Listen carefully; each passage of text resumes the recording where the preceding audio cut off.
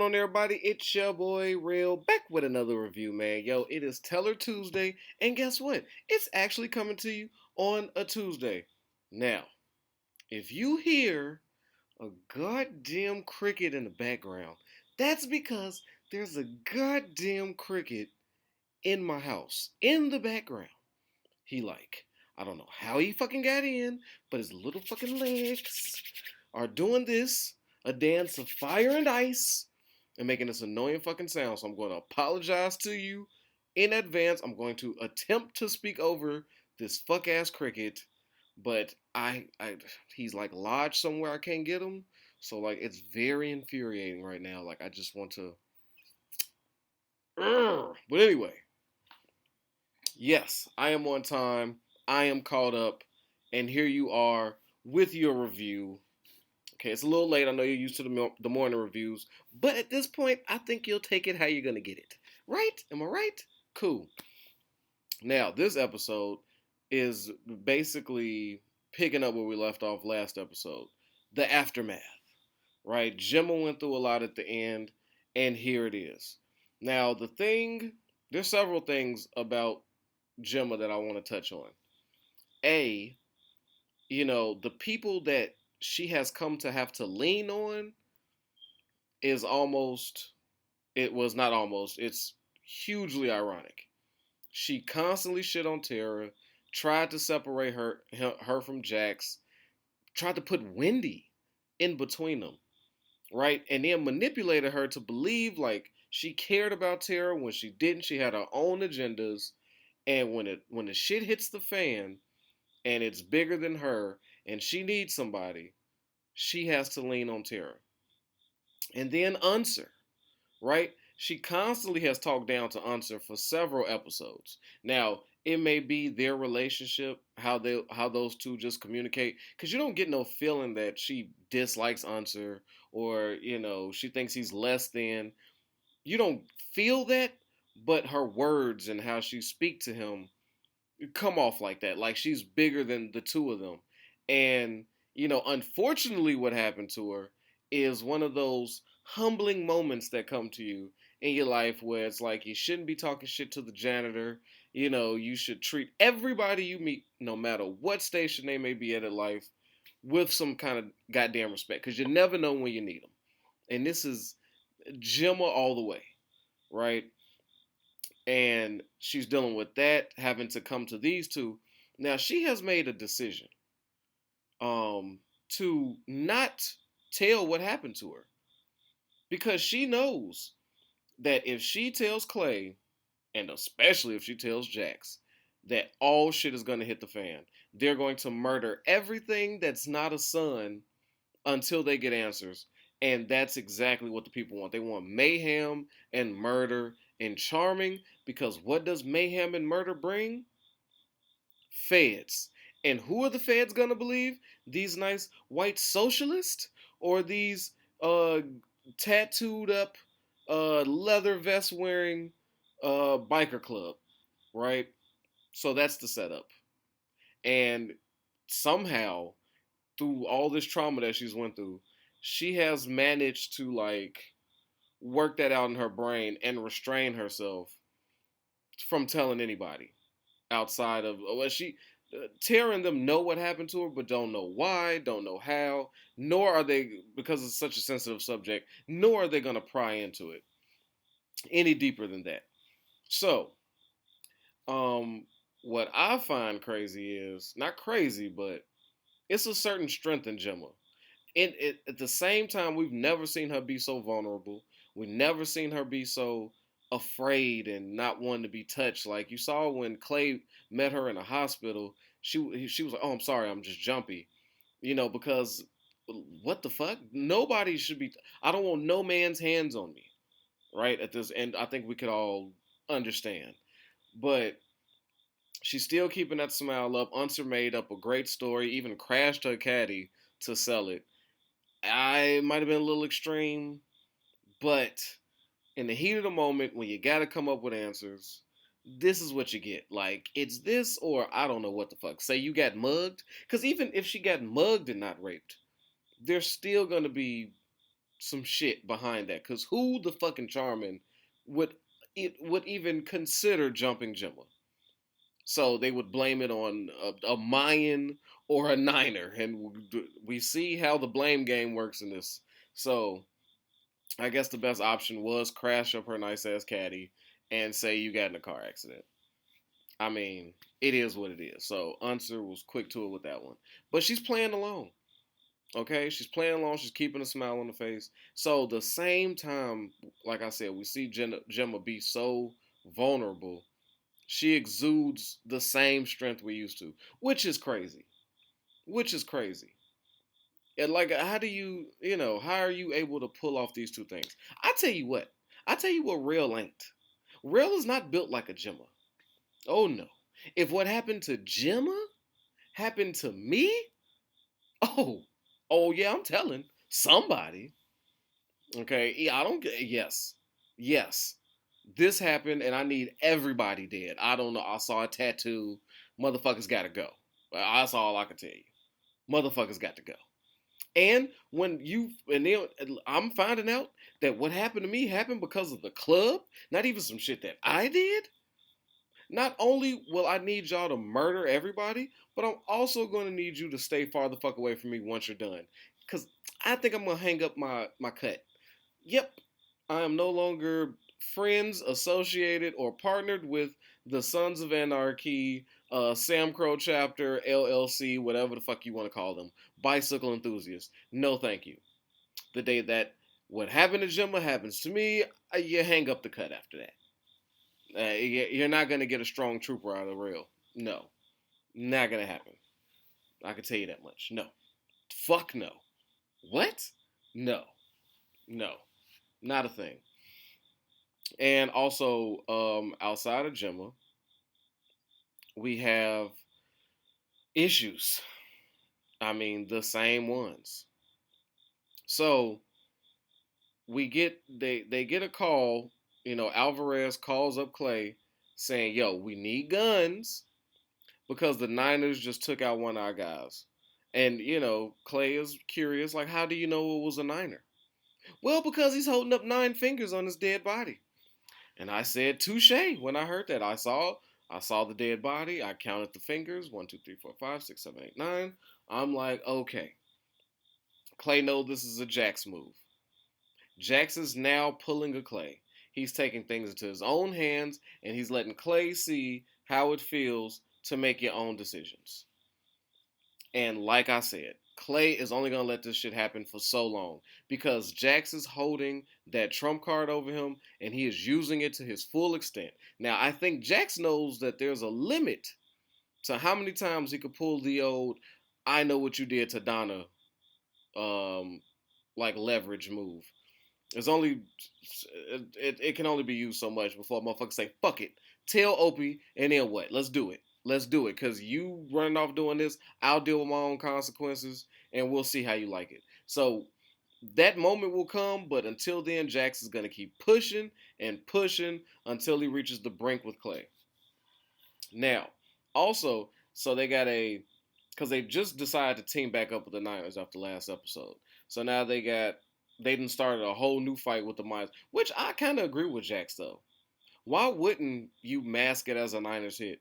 When he told Clay, it was a good idea, so please, it was just better for everybody. So I agree though, because the Niners did not too long ago spray up hella Mayans during that gun exchange with the Suns. Yes, the Niners did that. So it's not unheard of that they caught a Mayan slipping and killed him. I don't think that Leroy would care. I don't think the Niners would care because they have an active beef. And there's a recession going on, I guess. So they all fighting over the same territory. So shit is already hot. And Jax knowing this, I think it was a genius move. Clay knows it's a genius move, but he knows he's acting outside of the club, and that's where the issue lies. It's basically two men being fucking petty, right? But it is what it is. Both have actually Clay has no leg to stand on. Yeah, it's kind of hard for you to argue for Clay when he has been making all the worst moves has been made on his own. And Jax, at least his own moves are smart ones, are calculated. They make sense. Now, where they both fuck up is it's not their club to make separate moves, like to just, you have to bring it to the table, right? So while they dealing with that, they also have yet another issue, a side mission, if you will. So Otto needs to speak to Jax. Jax comes down, hollers at Otto. So his girl is getting squeezed by fucking Roseanne's ex-husband, and in the porn industry, he's taking the girls, threatening them, and they need the money, need to cash out, got to pay the girls to keep the girls fucking. I don't know other way to say it. You need money in the porn industry. I know I wouldn't be fucking for free. Would you fuck me for free? That's a good ass song. But yeah, no, it's not happening. They got to get paid, and I respect the hustle. But so now Jax, after seeing Otto, he's realizing like, yes, Otto did hold me down. Otto only cares about this woman. So the least we could do for Otto fucking himself over for the sake of the club, the least we could do is make sure the one thing this man cares about is taken care of, right? And he goes and does that because they don't have the money right now. Go down there, and it's funny. You got, I mean, anytime you go into a porn thing and they got posters on the wall, the titles. Have you ever just, when you ever back in the day, like before all this Netflix and shit, have you ever just scrolled through like your pay-per-view channels back when you had cable? I'm pretty sure a lot of y'all don't have like cable, because why would you? You get a billion channels that you don't watch. I don't. They need to make it a la carte, but that's a whole nother rant for another day. Forget about it. If y'all saw my bill of what I pay to watch all these things monthly, it's fucking ridiculous. But back to my question. Have you ever seen like scrolling through and you get to the dirty channels? Like it used to be a whole pay-per-view section that you would scroll down. It was the Spice channel, right? Oh yeah, some of y'all know like, oh, Spice. Yes, it was the Spice channel, and they had the different things, and they all had these different crazy ass titles. They was all parodies of real movie titles. I would just sometimes scroll through those and just laugh my ass off by the name of the title. So that's basically what happened. So that took me back to a fun place back in my youth and like space something, space horror invader or something. Yeah, just some shit like that. But Jax pressed him, and then he got clowned. They didn't take him serious, so they decided to beat up a woman. And Jax, that doesn't sit well with Jax, especially after this whole terror thing. I don't think he would have accepted a woman getting beat outside of terror stalker with the nasty ATF agent. But that's extra triggering for Jax, and he's already pissed.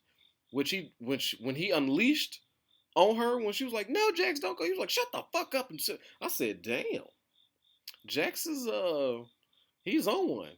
Jax is hot this episode. He's still so the Jax we getting from in season 2 is much more menacing than season 1 Jax, which leads me to believe that these white socialists have no idea what the fuck they walking into. They might have had a chance with nice Jax back in season 1, but this Jax is not for nobody's bullshit.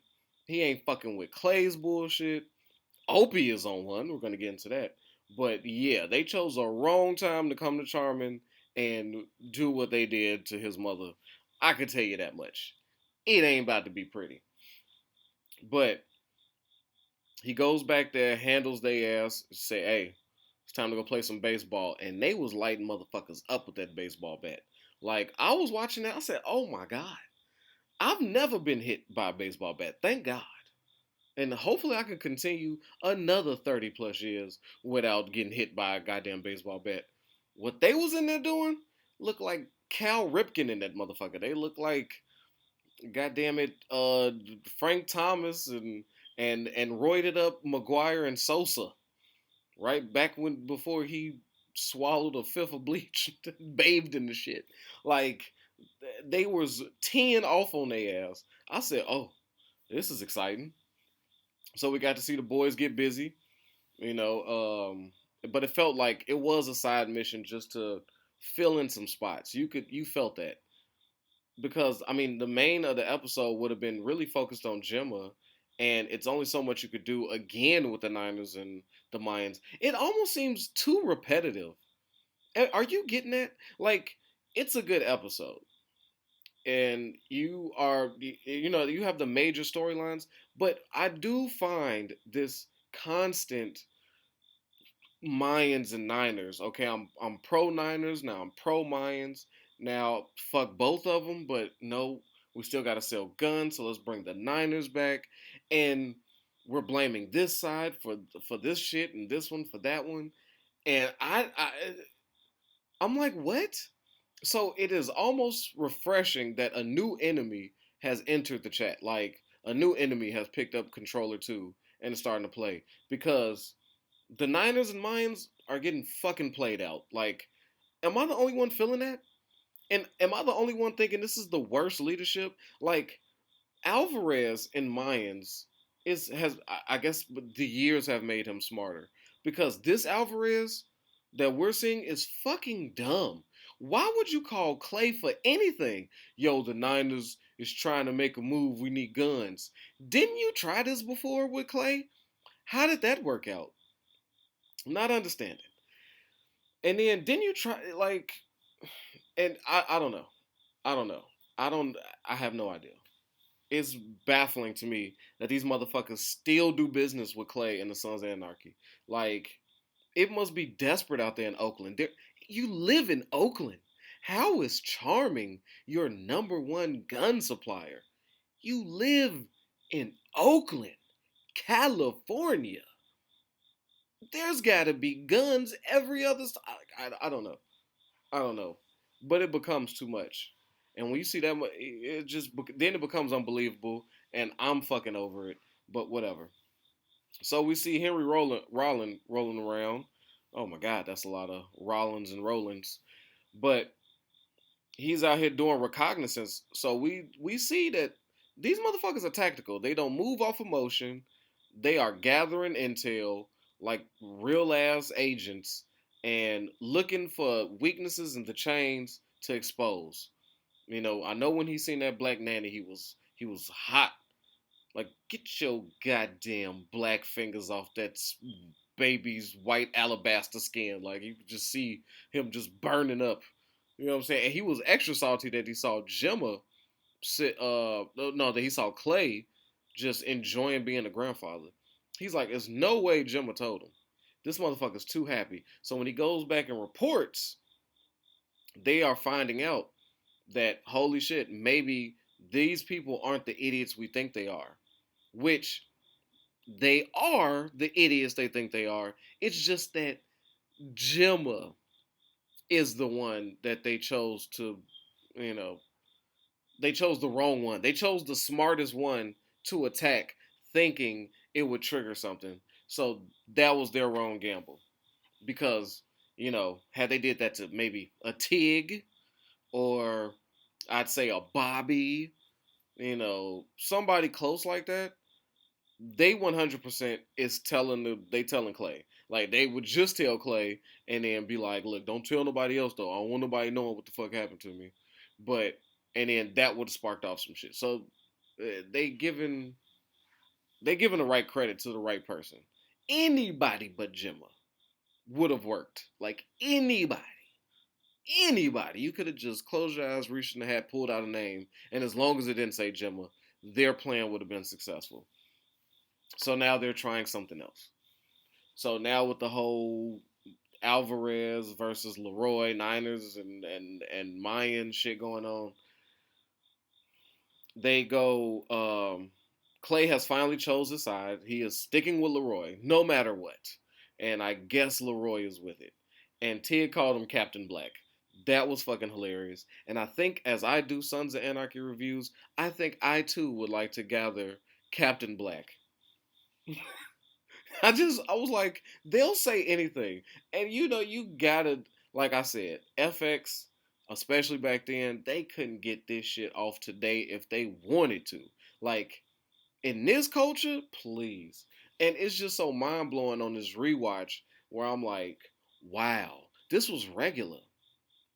This was regular. And I don't know if you consider it the good old days or what, but there was a lot more artistic freedom, and you can see the difference between shows back in them early 2000s versus today.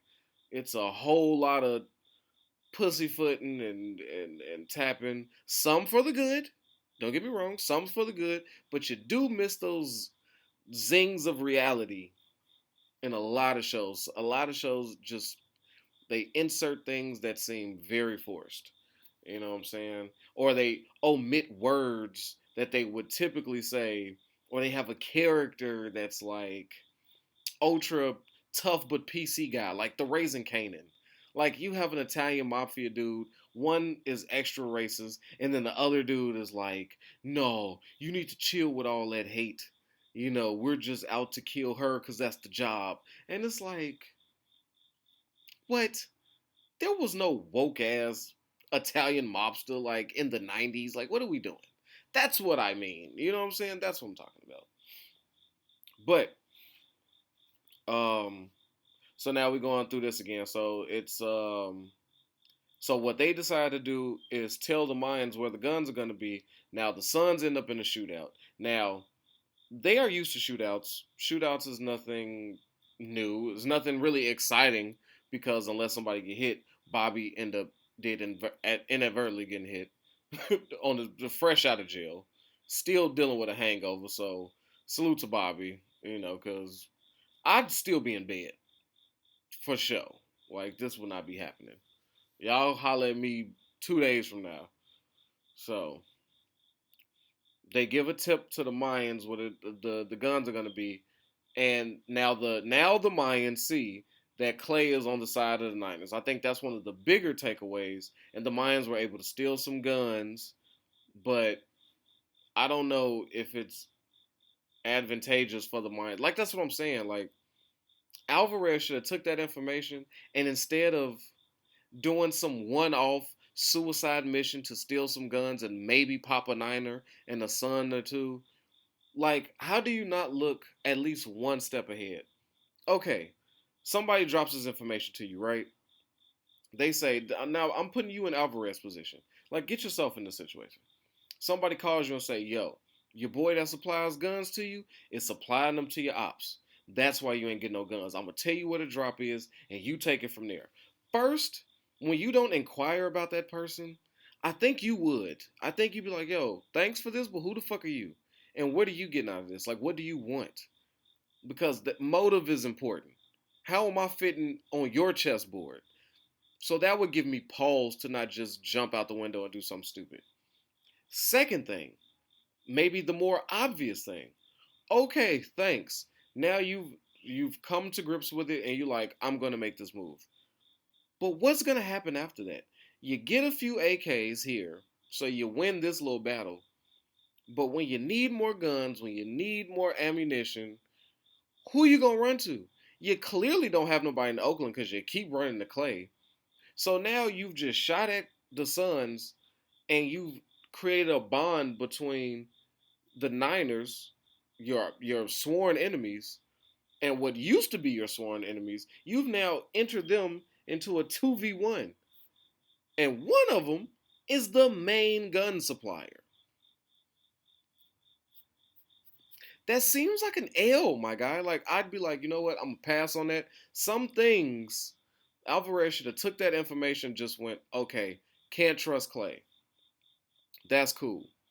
I'ma still try to get these guns, but I know what side he lands on. So I know for the future if he's trying to set me up or not. Like sometimes information is more valuable than valuables, is what I'm getting at. But yeah, so now they're in the thick of it. And Opie in this scene. Opie, what I don't like, what I didn't like, is when Opie was sitting there putting together, strapping together his AKs, minding his fucking business, doing his due diligence. Here comes Tig, one to ask how's he doing. Yeah, your wife's dead. I killed her. How are the kids? That's motherless because of me. Like, it was disgusting. You know, and then for him to say, try to share that story of how he lost an old lady before and she was pregnant, and he's trying to sympathize with him.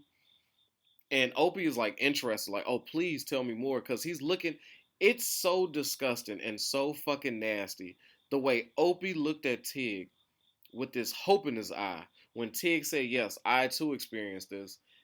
Opie stopped everything and looked at him with big dumb doe eyes, like, please tell me, how did you get back to normal? I'm fucking struggling. I'm dreaming about violence and Chino. Foreshadowing. Foreshadowing. I just caught it this time. He is dreaming about probably his impending downfall. Caught that. But anyway, and he's talking about he's dreaming about this evil shit, and he wakes up and realizes he's alone, but it takes him a minute to process. He's like sharing with Tig. Sharing. This is some shit you tell a therapist, you know, let alone the person that murdered your wife. Like, it was just, oh my God. And Tig's face and eyes, and I don't give a fuck how bad Tig feels. I don't care. I know we all like Tig. He's funny. He's off the wall. He's unpredictable. He's a great character. But I gotta say, fuck Tig, and like super fuck Tig, and extremely fuck Clay. I don't care. That's just wrong, man. And it's just something about watching Opie trying to work through his emotions through the nigga that killed his wife. I don't know. I don't know. That was a lot. And then you see Opie at the shootout deciding, you know what? I'm not ducking behind no garbage can or going behind no gate. I'm going at this thing straight RoboCop style. Oh, they're shooting? I'm walking out into the middle of the street and I'm going to bust my gun. Whatever happens, happens. Now, what I found more interesting than Opie's suicide wishes, that's obviously what that is. He's ready to go down. Opie seems like, he's not saying much, but that action alone lets you know where his headspace is, and it's not in a good place. Opie is ready to die. Okay, he is the Biggie's album. He's ready. And Clay sees that. Clay noticed that. That's all that shooting. Bobby got shot, but he noticed. He saw Opie, and there was fear from Clay looking at Opie. He's like, oh, this dude, no, he's gonna be a problem. If he ever finds out, that's all Clay is thinking.